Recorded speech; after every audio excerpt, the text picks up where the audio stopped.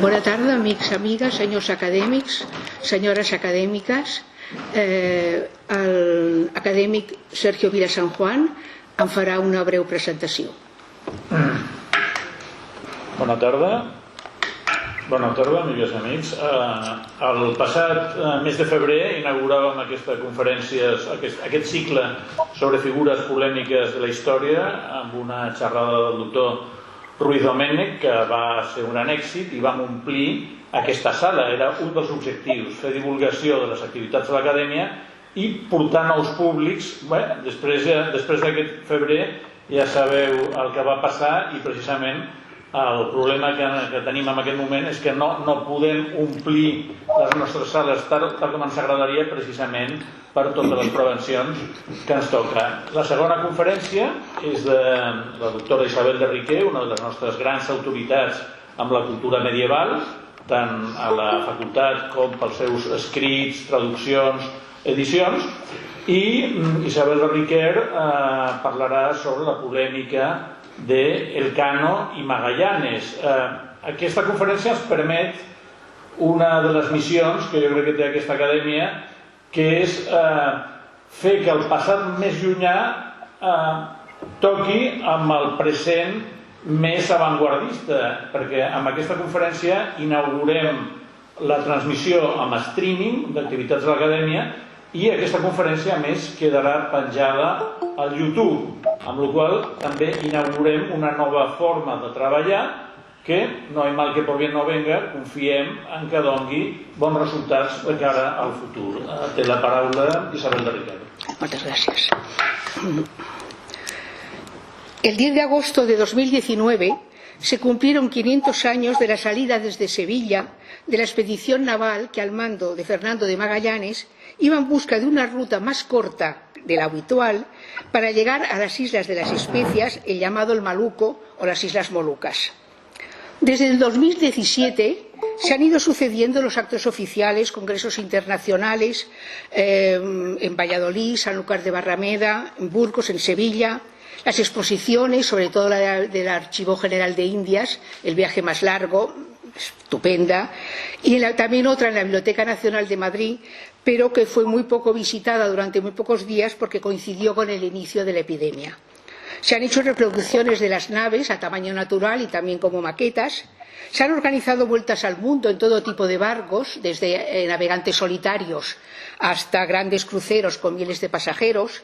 Se han filmado documentales, películas de animación. Hay una que está nominada a los Goya, que es de Filmax, también Movistar, para niños muchísimas cosas, TVOs, está Lucrecia cantando, etc. Actualmente la cadena franco-alemana Arte está grabando y editando un largo documental sobre este viaje de Magallanes y más aspectos de la expedición, y algunas de las escenas se filmarán en este Palau Requesens. Y, cómo no, las reediciones, traducciones, comentarios, adaptaciones en todo tipo de libros y para todos los gustos, las edades y las lenguas se han ido sucediendo contando las peripecias de este viaje transoceánico. De todo ello, la polémica que ya existió hace 500 años, antes de empezar el viaje, sigue siendo la misma. ¿Empresa española o portuguesa? ¿Quién dio por primera vez la vuelta al mundo, Magallanes o Elcano? Dejando aparte las opiniones, a veces algo controvertidas, de eruditos congresistas, comisarios de exposiciones, investigadores, etc., no exentas de rigor, expresadas con pasión, nunca he notado indiferencia o pocas ganas de hacerlo, también he percibido otras actitudes ante este viaje. Los comentarios que oí visitando la exposición de Sevilla y los que se han escrito en las páginas digitales tras escuchar las ponencias de los congresos de Valladolid y de Burgos me han hecho constatar que la polémica sigue viva y apasionada, y que ha pasado de la universidad a la calle. Así como también portugueses y españoles a los que siguen enfrentados, a los que se han ido sumando los sudamericanos. Y los que se expresan ahora lo hacen de manera menos mesurada y aséptica que la de los científicos. Todo esto pasa 500 años después, pero la polémica en torno al viaje ya existía antes de embarcar. Todo empezó cuando Fernando de Magallanes recibió en Portugal una carta del navegante portugués Francisco Serrano, que le decía: ven al Maluco, Magallanes, amigo mío, si quieres hacerte rico en poco tiempo. La cita no es textual, pero le viene a decir esto. De esta manera tan sencilla, la carta de un amigo, empezó a prepararse un viaje comercial en que se descubrió nada menos el paso que comunica el Océano Atlántico con el Pacífico y en el que se dio por primera vez la vuelta al mundo.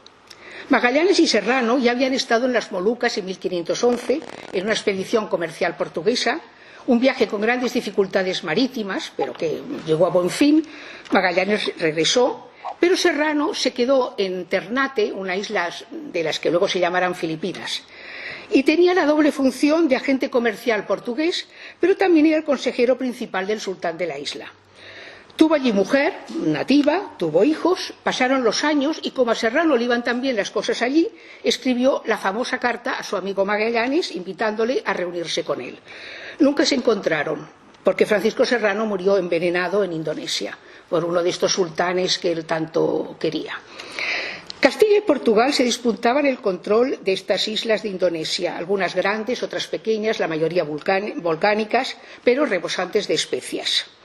Y aunque el precio en su origen era muy barato, el viaje desde aquellas islas hasta llegar a las cocinas o boticas europeas era tan largo y complicado que su valor se elevaba considerablemente al pasar por una docena de intermediarios y de impuestos diferentes. Parece que tenía aquí que era... Este era el viaje que se hacía antes del viaje de Magallanes y Elcano, es decir, un viaje hacia Oriente todo el rato y volver por el mismo sitio. La canela, nuez moscada, jengibre, sándalo, almizcle, el incienso sobre todo, el clavo, todos estos sabores y olores eran necesarios tanto en las mesas de los ricos como también en los sitios más sencillos. Los mercaderes portugueses, para tener la menor competencia posible, difundían noticias falsas sobre las Molucas para alejar a los otros colonizadores, especialmente a los españoles, diciéndoles entre mentiras que el mar de allá era imposible llegar hasta las islas porque había unos grandes bancos de arena, que enseguida se encontrarían con ataques de los indígenas y que incluso verían negros. Esto lo ponen en las crónicas. Magallanes era un navegante y explorador experimentado y había estado en barcos portugueses explorando las costas de Marruecos, había navegado y había luchado, por lo cual tuvo una ligera cojera. Destacaba por su actitud valerosa en los combates, pero soberbia e independiente con sus superiores. Era de difícil trato.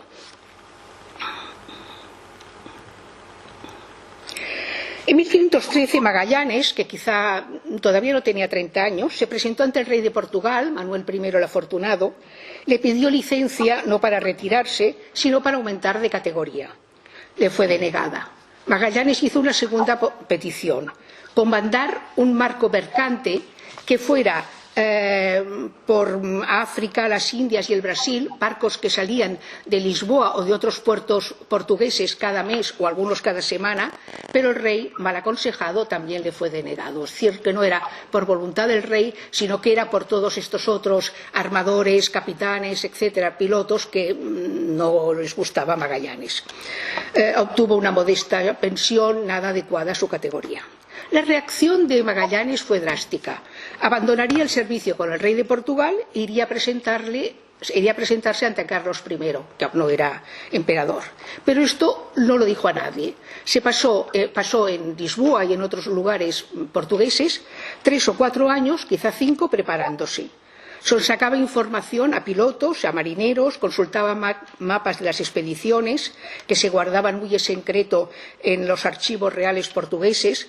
Sobre todo había el mapa no hecho por él personalmente, de Martín de Bohemia o Martín Benjamin, que era un cartógrafo de Nuremberg muy importante, que había intuido la existencia de un estrecho y que la ruta por poniente hacia el oeste era la más directa para llegar al Maluco, por lo cual se ahorraban toda aquella cantidad de impuestos y sobre todo ir por tierra.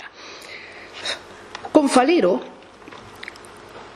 una persona de carácter impetuoso, y escritos modernos dicen temperamento neurótico, le unía a Magallanes la misma actitud: estar ofendidos con el rey de Portugal. Falero no había conseguido el cargo de astrónomo real porque se decía que astrónomos, astrólogos, nigromantes estaban aliados con el demonio y no lo consideraban para estar dentro de la corte real. Pero Falero se complementaba perfectamente con Magallanes. Falero era un teórico, nunca había pilotado, incluso parece que nunca había subido a un barco, pero conocía el mar, el cielo, las estrellas y la tierra a través de mapas y libros. Y Magallanes, que había navegado durante más de 100 años, pilotando, gobernando, remando y también como soldado, es decir, que sabía manejar la espada, el arcabuz, incluso las bombardas y la artillería de los barcos. Los dos, Falero y Magallanes, creían en la existencia en América del Sur de un paso que les llevaría por una nueva ruta a las Molucas. Y sobre todo estaban convencidos de que este archipiélago, por su lejanía respecto a las costas de Malaca, que era un enclave importantísimo portugués, este archipiélago nuevo que encontrarían pertenecía a España, según La Raya. La Raya fue un invento que se dio a partir de los descubrimientos de Colón. Los reyes católicos llamaron a Alejandro VI, un Borgia, y le pidieron cómo se dividían las tierras conquistadas y los mares. Entonces Alejandro VI se dice que trazó una raya en un mapamundi. En el libro novelado de Stefan Zweig dice que, como si fuera una manzana, la partió por la mitad. Bueno, hizo una raya a ojo y con lo que se conocía en aquel momento. El resultado fue, simplificando mucho lo que he puesto aquí, que América, para España, excepto el Brasil, y toda el Brasil, África y la India para Portugal, pero ambos tenían derecho de paso. Como se pueden imaginar, esto no gustó nada, entonces se fueron haciendo unos sucesivos tratados. El más importante, y antes del viaje magallánico, es el de Tordesillas, que era más favorable a Portugal respecto al Brasil.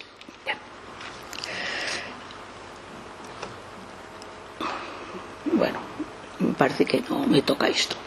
Magallanes y Falero se trasladan a Sevilla, una vez que ya han tenido su proyecto bien organizado, que Sevilla era el eje de todos los negocios relativos a la expansión ultramarina. Tras conversaciones previas logran tener una audiencia con Carlos I, que estaba en Valladolid, asistiendo también algunos miembros de la Casa de Contratación, los armadores. Esto es lo que se ha estudiado mucho, qué tipo de gente pertenecía a esta Casa de Contratación. Juan Gil, el catedrático de Filología Latina, pero que también es un gran estudioso de los viajes de Colón, lo llama la conexión burgalesa. Esta conexión burgalesa estaba constituida por mercaderes y armadores de Burgos, Juan de Aranda, Cristóbal de Haro, etc., portugueses que vivían en Sevilla, que se habían ido de Portugal disgustados con el rey, es decir, como Magallanes y Falero, comerciantes también, y también se unieron a esta empresa concreta españoles afincados en los Países Bajos y banqueros de Amberes y de Brujas. Todos tuvieron gran interés en que se hiciera esta expedición, porque podían sacar grandes beneficios, pero ellos también aportarían una importante financiación. Incluso dijeron que si el rey se negaba a hacerla, el rey español se negaba a ella, ellos aportarían a su costa y despensa. Se ponía en marcha un sistema de financiación nuevo, que se consolidó, que consistía en la colaboración entre el capital público, la corona, y el privado.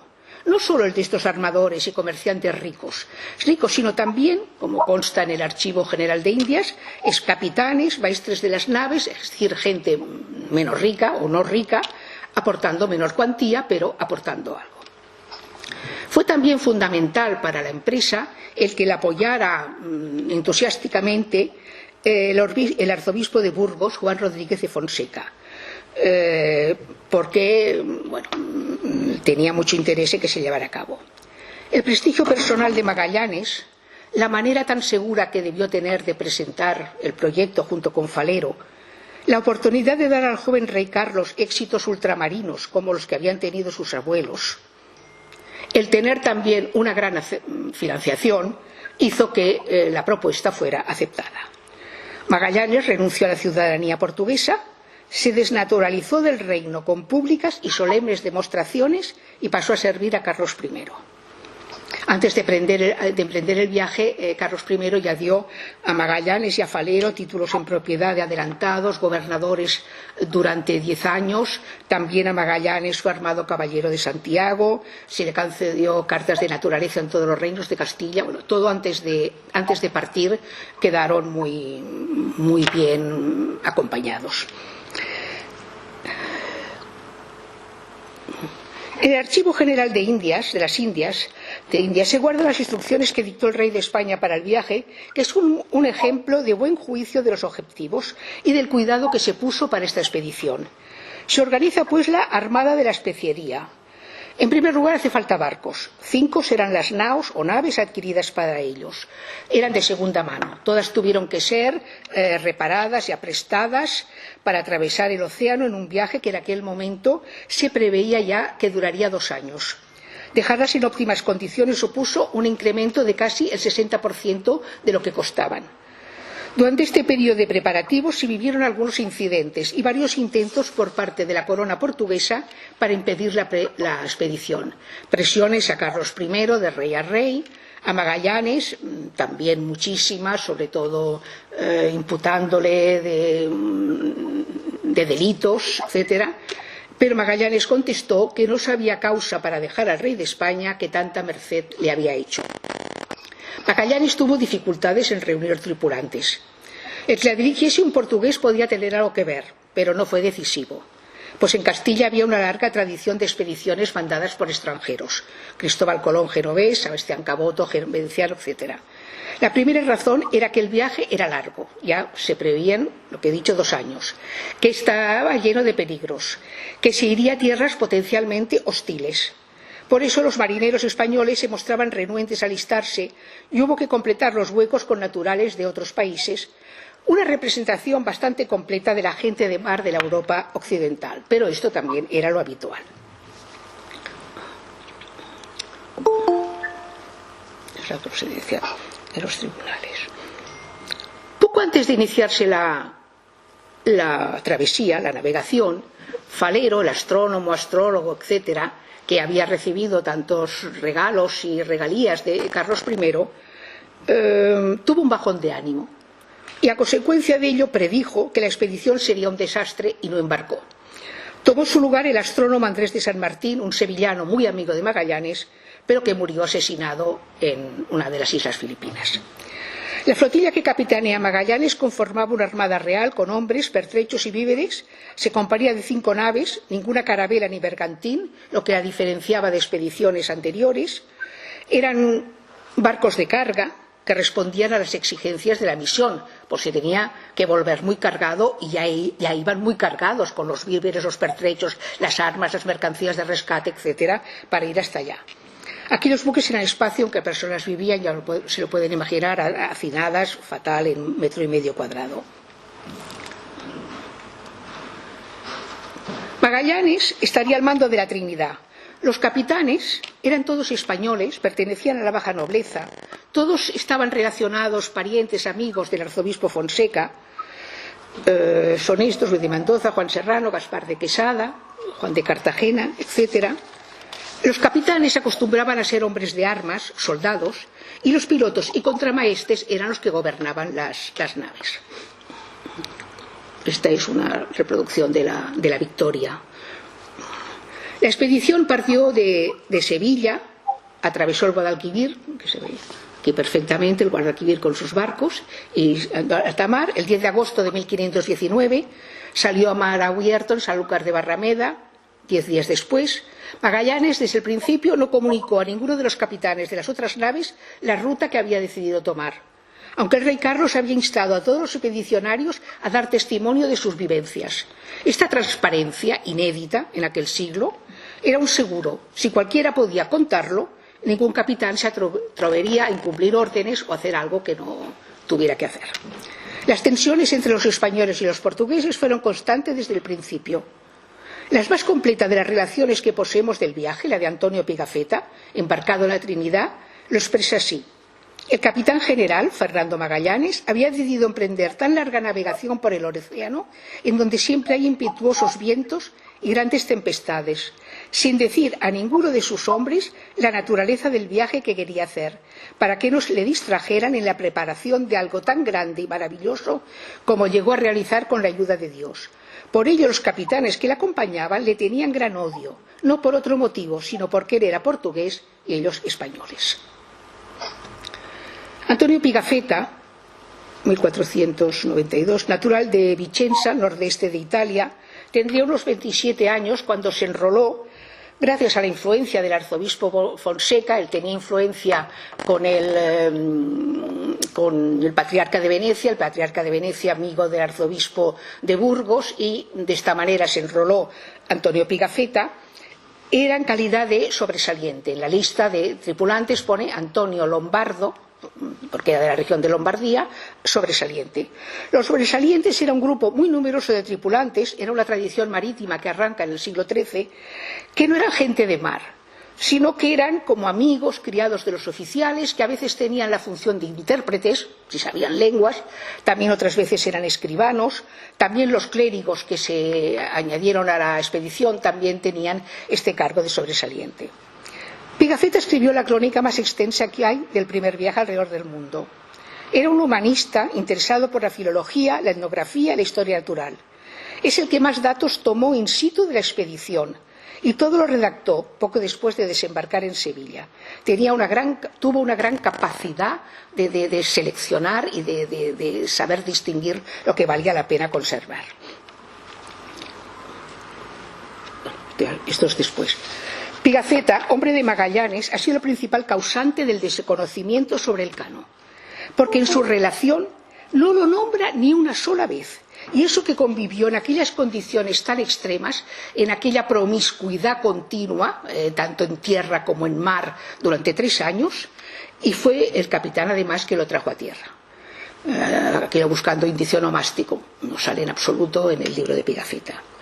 Esto ha llevado a que muchos comentaristas, novelistas, etcétera, posteriores, o no lo nombren o le tengan esta manía o así, porque claro, como Pigafetta no lo nombra, pero bueno, esto fue muy arbitrario. Su admiración y afecto leal, el de Pigafetta por Magallanes, hace que sea parcialísimo al hablar de él y calle su despótico comportamiento y su duro sistema de mantener el orden sobre las 5 naves. Claro que seguramente debía ser la única manera eficaz, pero bueno, ya veremos los castigos que impone Magallanes. Pigafetta distorsiona su imagen, explica con admiración la malévola astucia de Magallanes para capturar a 2 gigantescos patagones. Capturan a estos patagones y entonces, porque quieren escapar, les enseñan unos grilletes y hacen ver los soldados que son como pulseras, que hacen ruido, les ponen los grilletes y luego también en las manos y también en los pies, con lo cual quedan inmovilizados y así los apresan. Y esto a Pigafetta le parece un ingenio y una cosa sensacional. Pondera la prudencia de Magallanes ante el oro que se les ofrecía a manos llenas, nunca quiso tocar oro, alaba su continua atención a los enfermos y heridos de la tripulación, incluso casi le hace autor de un milagro. El hijo de un jefe indio tiene una enfermedad, va a Magallanes, le prepara un vomitivo, vomita y se cura. Le llama Pigafetta buen pastor, buen caballero, insiste en su celo misionero, en los cientos de indígenas bautizados con duras coacciones, a los que algunos les dio los nombres de la familia real española, y cuando muere Magallanes le dedica un plan que con el tono y las palabras de la epopeya. Era el espejo, la luz, el consuelo, nuestra verdadera guía. Soportaba mejor que nadie el hambre y era el hombre más experto de todo el mundo con los mapas de navegación. Ningún hombre tuvo tanto ingenio ni tanto valor para lograr dar la vuelta al mundo como él casi hizo. En esto no miente. Bien se puede llamar al escrito de Pigafetta carta de relación. Un informe que se hace por escrito a una autoridad y que se presenta en forma de carta. Esto ya lo había hecho Colón con los reyes católicos, con el banquero Luis de Santángel, Américo Vespuccio con los Médicis, así llamará Hernán Cortés a las que escribió a Carlos V sobre la conquista de México. Estas cartas de relación combinan en su escritura el derrotero, es decir, las coordenadas geográficas, indicaciones náuticas, etc., la crónica de los sucesos, de lo que va pasando, son también una obra literaria en el sentido que deja espacio a la ficción y a lo irreal, y pueden ser también una autobiografía, pues el autor ha tomado parte en los sucesos que narra. Y a todo esto, este relato, Pigafetta le da una forma epistolar de carta al mecenas, que en este caso fue el maestro de la Orden de Rodas, Philippe Villiers de L'Isle-Adam, un antepasado del novelista. Pigafetta fue uno de estos lectores voraces que, intoxicados de literatura de todo tipo, quería hacerse famoso. Él lo dice: yendo al lugar donde ocurren los hechos importantes, decidí ver aquellas cosas que me pudieran satisfacer y al mismo tiempo hacerme un nombre que llegase a la posteridad escribiendo un libro. Pigafetta es uno de los prototipos del intelectual del Renacimiento, cuyo argumentum veritatis es el testimonio directo y personal. Yo lo he visto porque estuve allí y yo lo escribo. Durante el viaje fue escribiendo un diario y durante los años que después pasó en España, en Francia y en Italia, iba explicando su viaje de corte en corte y, viendo el interés que suscitaba, lo iba reescribiendo, lo iba novelando, extendiéndose en los enfrentamientos, en los acuerdos con los indígenas y también dando las características muy minuciosas de cada planta, de cada animal, de cada isla, de cada sociedad. La fotografía que tenemos en imagen, que es de este fotógrafo Sebastián Salgado, portugués, salió en 2018 en una revista, todo un reportaje que había hecho en una tribu brasileña. Y comparándolo con el libro de Pigafetta, que en aquel momento yo estaba traduciendo, vio que todavía en 2018 vestidos, bueno, o no vestidos, pero organizándose como lo describió Pigafetta hace 500 años, seguían viviendo actualmente hombres y mujeres. Esto también, la manera de trabajar con la palma, que también lo describe Salgado y lo describe Pigafetta minuciosamente. Incluso se trajo unos souvenirs a España de palmas.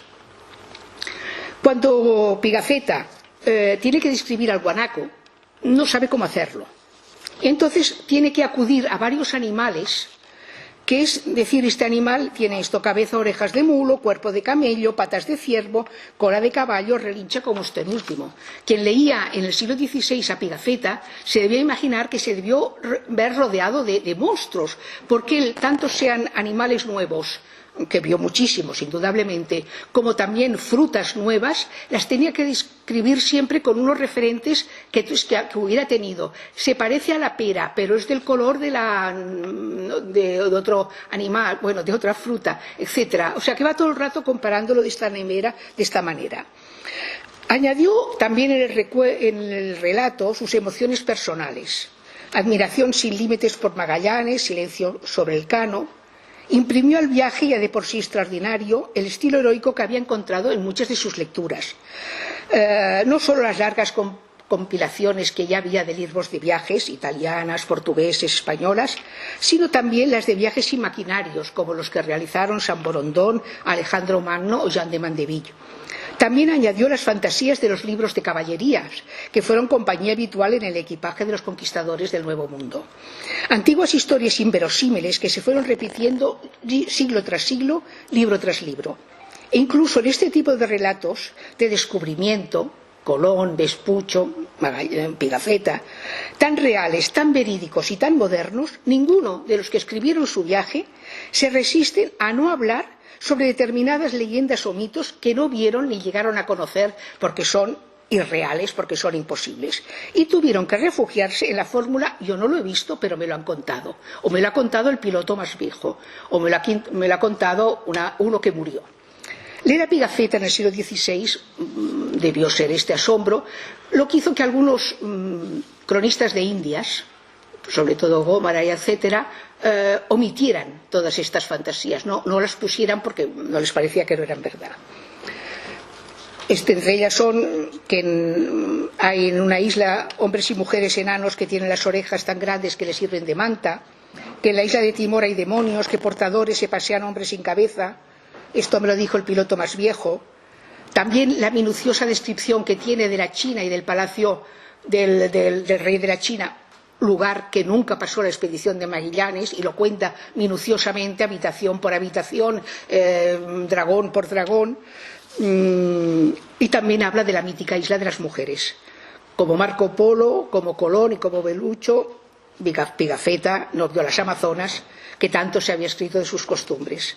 Y es que se resisten a abandonar, a pesar de las maravillas nuevas y verdaderas que tiene ante sus ojos, se resiste a abandonar los antiguos mitos y las leyendas. A partir de su detallada descripción de los indios patagones, viajeros y geógrafos posteriores se dividieron en aceptar o no aceptar la gran escritura de los indios telueche. Hay un librito de Bruce Chatwin y Paul Theroux, Retorno a la Patagonia, un viaje que hicieron en 1977. El libro se publicó en inglés en 1985, pero de traducción 2001. Este librito dedica algunas páginas al relato que hizo Pigafetta de esta etapa del viaje, la estancia en la Patagonia, que fue larga, y compara sus impresiones, las de Pigafetta, con las de viajeros posteriores, entusiastas lectores de la aventura de Pigafetta, del libro de Pigafetta. Por ejemplo, el abuelo de Lord Byron dice que de puntillas apenas logró alcanzar la cabeza de uno de los patagones. Darwin, que en su diario a bordo del Beagle, que llevaba siempre el Pigafetta en sus viajes, escribió en 1832 que los patagones aparecen más altos de lo que realmente son, debido a sus largas túnicas de piel de guanaco. Por el contrario, Lady Florence Dixie, que viajó en 1878, encontró a los patagones sucios y feos, y no se impresionó en absoluto por su tamaño, porque eran más bajos que su marido, Sir Alexander Dixie, que medía 1,88. Los patagones de Pigafetta inspiraron a grandes lectores como Torcuato Tasso, que en el canto 15 de la Jerusalén libertada, dos de sus personajes recorren el estrecho de Magallanes, se encuentran con antropófagos, gigantes patagones y peces voladores, lo mismo que describe Pigafetta. Y una versión abreviada del libro de Pigafetta fue traducida al inglés en 1555 y quizá pudo ser conocida por Shakespeare para utilizarla en La Tempestad, para describir el ambiente patagón y sus gigantes y crear el personaje. Estas son las medidas aproximadas de lo que podría ser el patagón con respecto a los hombres. Y Shakespeare, el personaje de Calibán, nombre que puede recordar a Caníbal, monstruo deforme y grotesco pero inofensivo, que vive en una isla e invoca a un demonio llamado Setebos. Y Pigafetta dice que determinados indios tenían un demonio que se llamaba Setebos. Pigafetta redacta en su lengua, no la que hablaba, sino en una lengua común italiana, estandarizada, sin exigencias normativas ni un modelo único. Una lengua que convive con algunos iberismos muy comunes en muchos relatos de navegantes, una especie de lengua franca de la marinería. Lo que distingue a Pigafetta de otros relatores y cronistas de viajes de descubrimiento es su gran interés por conocer las lenguas de los pueblos que visita la flota de Magallanes. Pigafetta se convierte en lingüista. Está siempre atento para escribir cada palabra que oye de los indígenas, haciéndosela repetir 1000 veces, fijándose en la boca del que la pronuncia. Abría mucho la boca, casi no movía los labios, aguzando el oído para distinguir los sonidos.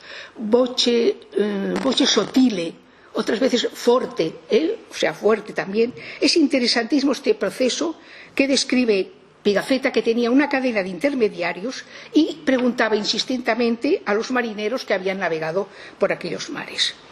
Pero volvamos a Magallanes. El largo invierno, la forzosa inactividad en Puerto de San Julián, al sur de Argentina, allá pasaron 5 o 6 meses, con un hambre horrorosa, con muchísimo frío, con mucho desánimo.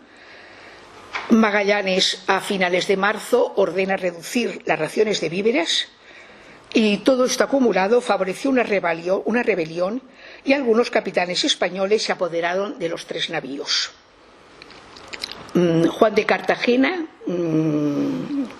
aquí los he puesto, Gaspar de Quesada, la Concepción, fue hecho preso por los hombres de Magallanes, decapitado y descuartizado. Los que fueron descuartizados, sus cuartos de cuerpo fueron colgados de las velas hasta que desaparecieron. Gonzalo Gómez de Espinosa, que era un hombre de Magallanes, apuñaló a este tesorero, pero luego Luis de Mendoza, como se había revelado, fue descuartizado. Juan de Cartagena, porque era el encomendado del rey, y el clérigo Pedro Sánchez, por ser clérigo, fueron abandonados en la Patagonia. Tampoco no es un premio. Y se conmutó la pena de 40 amotinados porque eran necesarios. Eran necesarios pues, para reparar las naves, para navegar, porque eran necesarios y nada más. Entonces, uno de los rebeldes fue Elcano. Aunque no le alcanzó el castigo de Magallanes, no lo cuenta Pigafetta, pero ha habido luego otros relatos que se ha podido confirmar. Después de este motín de Puerto San Julián, los capitanes de todas las naves fueron portugueses. Duarte de Barbosa y Álvaro de Mezquita eran parientes de Magallanes. Duarte parece que era cuñado y Álvaro de Mezquita, paréntesis. Y Juan Serrano estaba al mando de la Concepción porque la Santiago había naufragado, o sea que por ahora ya han perdido una nave más. Pigafetta describe perfectamente, como alguien que lo ha vivido, el mes largo que pasó Magallanes inspeccionando los canales, angosturas que presentaban las costas, solo con dos naves, la San Antonio y la Concepción, que se iban adentrando por aquel laberinto de ensenadas, estrechos y bahías. Ahora con los mapas que se pueden ver en Google y todo, se ve el laberinto que tantas veces lo describe Pigafetta. Cogían un canal que les parecía que les llevaría al otro lado, y luego se daban cuenta porque probaban que era agua dulce, es decir, se habían metido por un riachuelo, que además tenían que ir en fila india, no podían ir los barcos uno al lado de otro. Pasaron tiempo, semanas, y Pigafetta lo cuenta: si no hubiera sido por el capitán general, no hubiéramos encontrado este estrecho, pues todos creíamos que no tenía salida, tantas veces como lo intentan y tienen que volver atrás. Capitán general sabía que debía pasar por un estrecho que estaba muy escondido, porque lo había visto en un mapa hecho por el excelentísimo señor Martín de Bohemia, que se guardaba en la tesorería del rey de Portugal. Y cuenta las idas y venidas, y no sabe transmitir también la alegría. Mientras estábamos a la espera, vimos venir las dos naves a toda vela, con las banderas al viento. Cuando estuvieron cerca nos saludaron con descargas de bombardas y de gritos. Luego todos juntos dimos gracias a Dios y a la Virgen María y continuamos nuestra ruta. Y llama al estrecho, le llama el estrecho más bello del mundo. No se llamó en aquel momento estrecho de Magallanes, sino se llamó el estrecho de la Patagonia. El nombre le fue puesto detrás, en aquel momento no quisieron ponerle el nombre.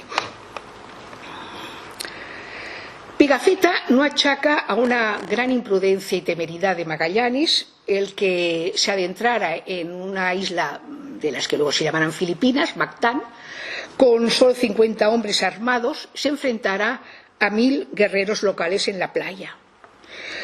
Lo hizo temeraria y testarudamente porque parte de la tripulación se lo aconsejaba. Ya había habido antes unas escaramuzas, también con las ventas que habían hecho, con los regalos que se habían dado mutuamente, es decir, ya había una cierta tensión, pero se entabló esta guerra en esta isla. Iban armados de esta manera los nativos.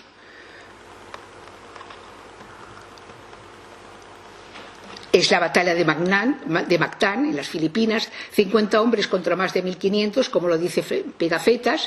Unos llevan escopetas y espadas y otros flechas, lanzas de caña, de hierro y tiran piedras. 12 españoles fallecidos y 15 indígenas. Lapu Lapu, que era el jefe de los indígenas, y que en unos documentos, pero que estos no son europeos, sino que se han encontrado en estas islas oceánicas, aparecen así dibujados, y es así como debían luchar, porque actualmente en Manila Lapu Lapu tiene esta estatua que le han hecho y es un héroe de la resistencia filipina al colonialismo, y es venerado y es celebrado continuamente. Pocos días después de la muerte de Magallanes, son invitados a la isla de Cebú a un convite que el rey quiere darles en su honor, y allí son asesinados los capitanes portugueses, Duarte de Barbosa y Juan Serrano, el capellán también, el astrónomo Andrés de San Martín, bueno, etc. Y es a partir de este momento, tras la muerte de Magallanes y de la muerte de los otros capitanes portugueses, cuando toma el mando el Cano de las dos naves que todavía les quedaba. El Cano de Guetaria, desde muy joven se había enrolado en barcos pesqueros, comerciales, tenía una gran experiencia marinera, había tomado parte en expediciones militares de Cisneros, sobre todo en el norte de África, también estuvo en Italia a las órdenes del gran capitán, tenía gran experiencia de hombre de mar, pero también de soldado. Y tuvo en el viaje un cargo relativamente importante. Fue nombrado maestre, es decir, segundo de a bordo de la nao Concepción que mandaba Gaspar de Quesada. Después de la muerte de Magallanes y de los capitanes portugueses elegidos, lo primero que hace Juan Sebastián Elcano, como capitán de la Victoria, es salir de las poco seguras Filipinas, las bautizaron como Islas de San Lázaro, para dirigirse primero a Borneo y luego al archipiélago de las Molucas.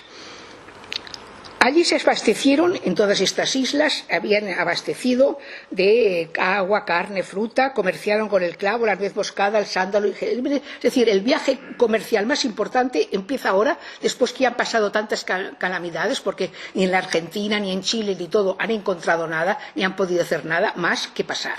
Es aquí donde empieza el viaje importante comercial. La Trinidad, uno de los naos, queda descuartizada por una tormenta, y no están de acuerdo, una vez que han logrado todo este importante cargamento, hacia dónde irse. El 21 de diciembre la nave Victoria, estas islas son las que se encuentran dibujadas en el manuscrito de la Biblioteca Ambrosiana de Milán, que hay una copia manuscrita de la relación de Pigafetta. No se cree, o sea, no son autógrafos, ni la relación, ni tampoco el dibujo de las islas. Pero seguramente Pigafetta hizo unos esbozos, unos dibujos en los papeles que él tenía y los que escribió, y que luego los copistas e iluminadores de la Ambrosiana de Milán pues se dedicaron con mucho interés y con mucho cuidado poner estos lemas y poner estas islas. Hay 10 o 12 miniaturas, dibujos de estos. Esta es una lista de estas ahora, que debe ser igual como era antes, claro. El 21 de diciembre la nave Victoria, al mando de Juan Sebastián Elcano, guiada por 2 pilotos indígenas, claro, es que era dificilísimo salir de por allá, guiado por 2 pilotos indígenas, iban 40 tripulantes y 13 indonesios, y tomaron una ruta diferente a la habitual hasta ahora desconocida, que pasaba por el sur de Java, atravesaba el Índico por el norte y bajaba luego hasta llegar al Cabo de Buena Esperanza.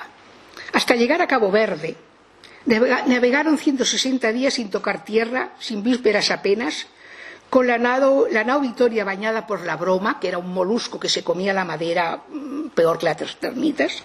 Iban achicando agua cada hora durante día y noche. Y Elcano dio en esta singladura la talla de gran navegante. 47 europeos, 3 indígenas, estos eran los que, con solo dos barcos, la Trinidad y la Victoria. Esta es la ruta de vuelta, estamos aquí en Cabo Verde, ahora estamos, y falta poco para llegar. 2 días antes de llegar a Sevilla, el 6 de septiembre de 1522, desde Sanlúcar de Barrameda, Elcano escribe una carta a Carlos V, que es emperador. Se conocía la existencia de esta carta porque Carlos V hizo hacer copias que regaló a Italia, al Papa y a algunos importantes de Italia. Se conservan unas traducciones al italiano que se conocían desde principios del siglo XIX. En 1920 el erudito chileno José Toribio Medina la tradujo bastante mal al castellano, pero se conocía esta carta. Pero en 2014 el Ministerio de Cultura compró una copia de esta carta, coetánea de la original, que no se tenía, por 20.000 euros en una subasta.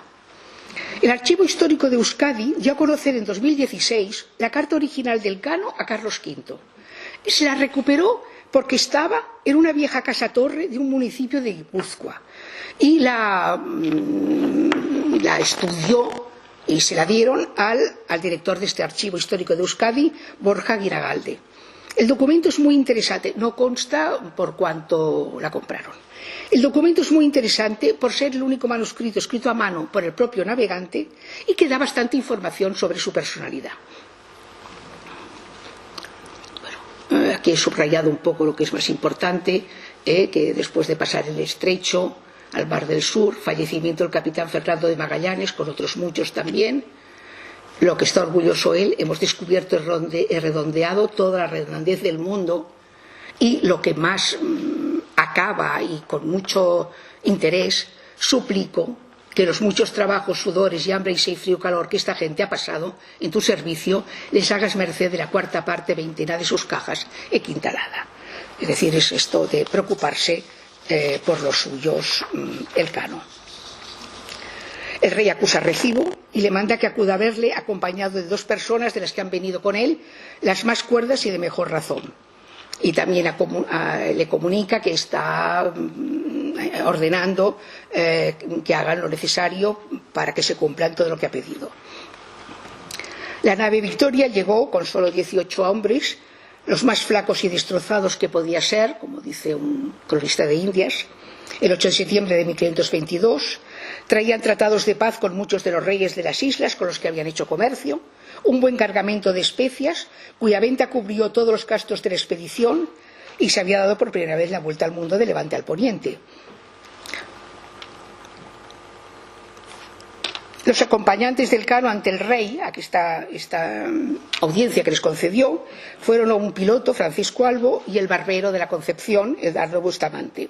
No todas son las opiniones, han sido unánimes respecto a quienes fueron a ver al rey.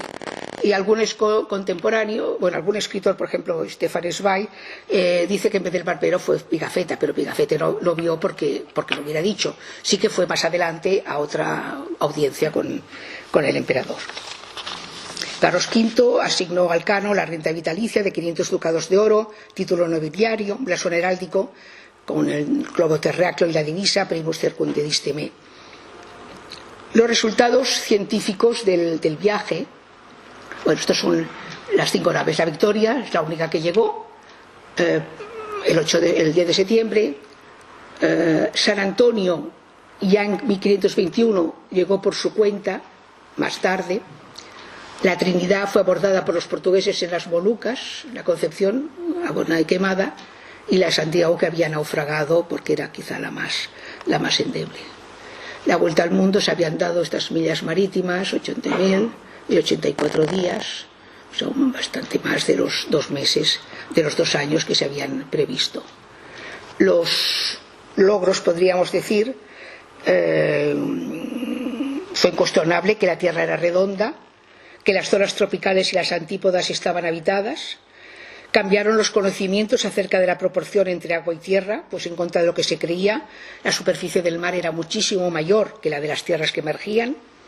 Las consecuencias políticas también fueron notables. Cuando los portugueses tuvieron noticia de la expedición de Magallanes, y que había tenido éxito, decidieron transformar su presencia pacífica en las Molucas en ocupación militar.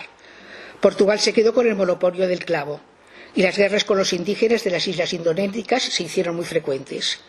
Desde el punto de vista financiero, el resultado de la expedición quedaron los gastos cubiertos y quedó un buen margen de ganancias gracias a los miles y miles de kilos de clavo que transportaba la Victoria, 23.000 y pico, que fueron vendidos por casi 8 millones de maravedíes.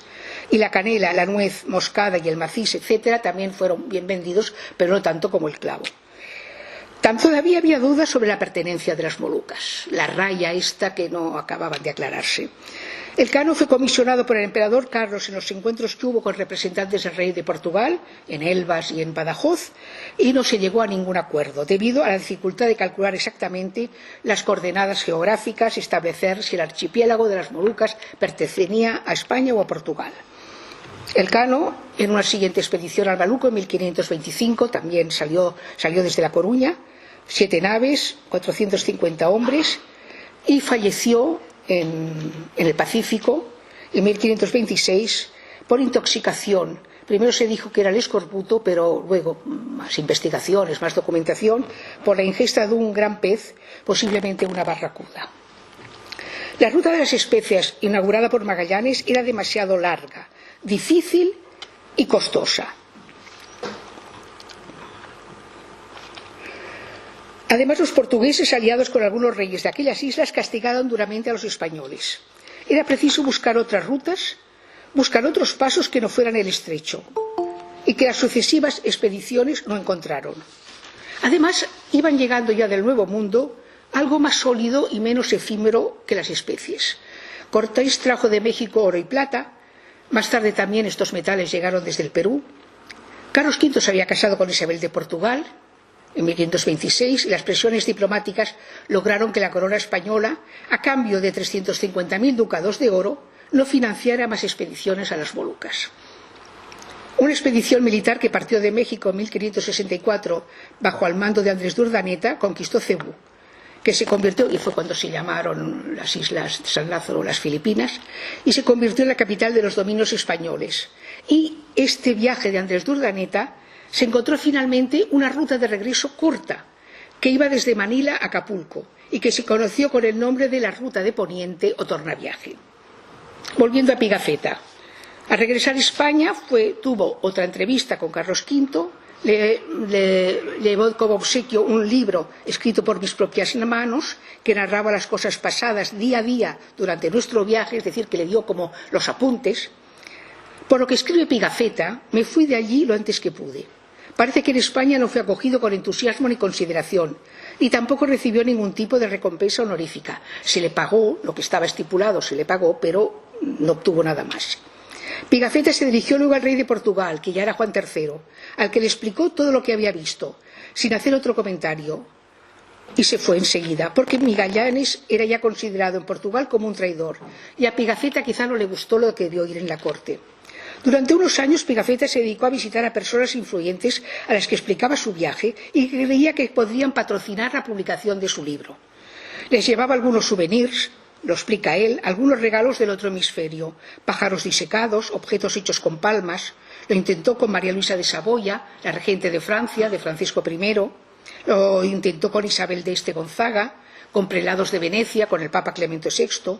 Todos les encantaba la explicación, quedaban estupefactos, se la hacían repetir, pero nada más.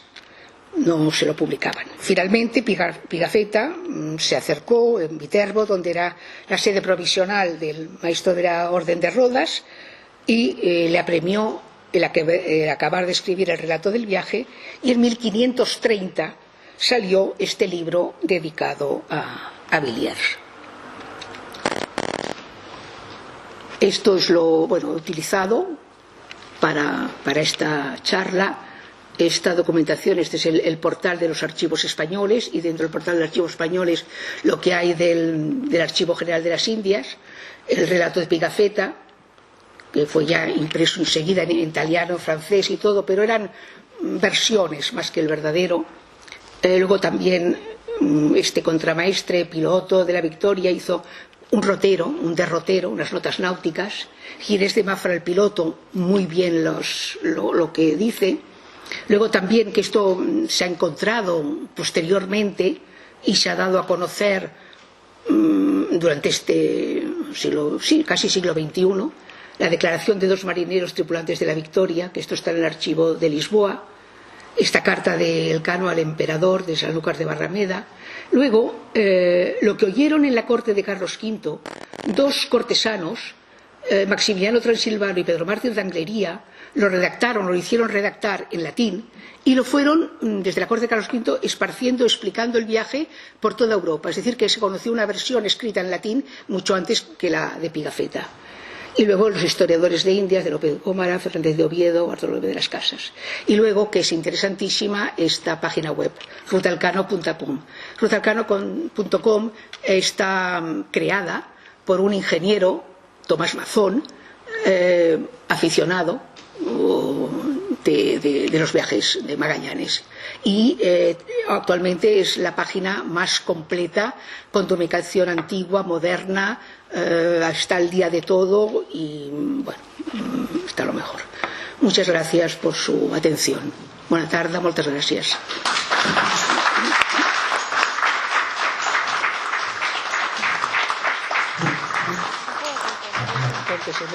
Bien, agradecemos a la doctora Riquer esta estupenda conferencia, que en realidad ha sido una novela de aventuras en este quinto centenario de un viaje con tantas maravillas y tantas atrocidades. Yo creo que lo hemos disfrutado mucho en esta sesión experimental de la Real Academia de Buenas Letras, con streaming y con la posibilidad de colgar la conferencia en YouTube. Y simplemente recordarles que en diciembre, dentro del ciclo Personajes Polémicos de la Historia, Carme Riera hablará del archiduque Luis de Habsburgo de Mallorca. En enero yo, Sergio de San Juan, hablaré de Baltasar Porcel y la polémica de la aventura intelectual, y en febrero Basilio Baltasar hablará de El Rey Lear y la polémica de la afiliación. Muchas gracias. Gracias. Si alguien quiere preguntar algo, pero... Sí.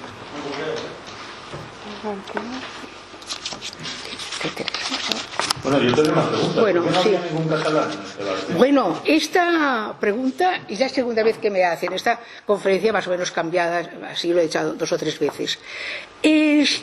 No sé si este verano o el verano pasado, en La Vanguardia había una carta al director de un... bueno, no me acuerdo quién era, que decía que sí, que había un catalán, Bueno, entonces, claro, como estaba ya metida en todo esto, me fui informando.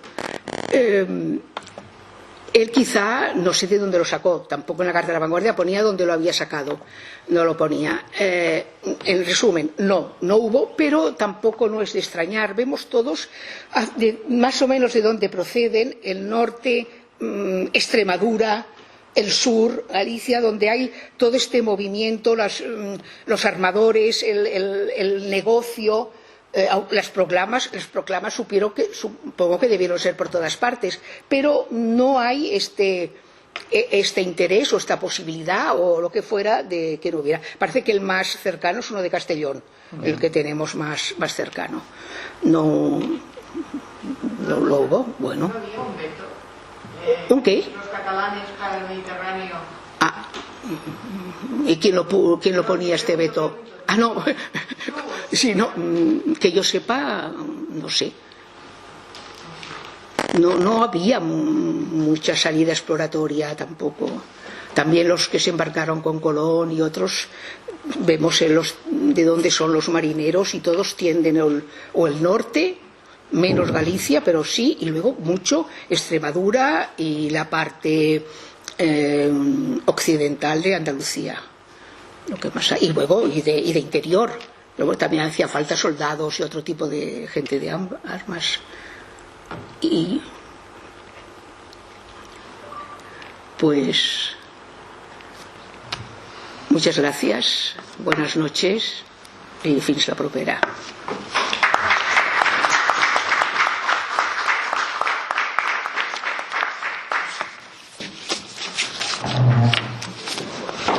Felicidades. Sí. Interesantísimo. Te daré el libro, te he traído el libro que escribí, sí.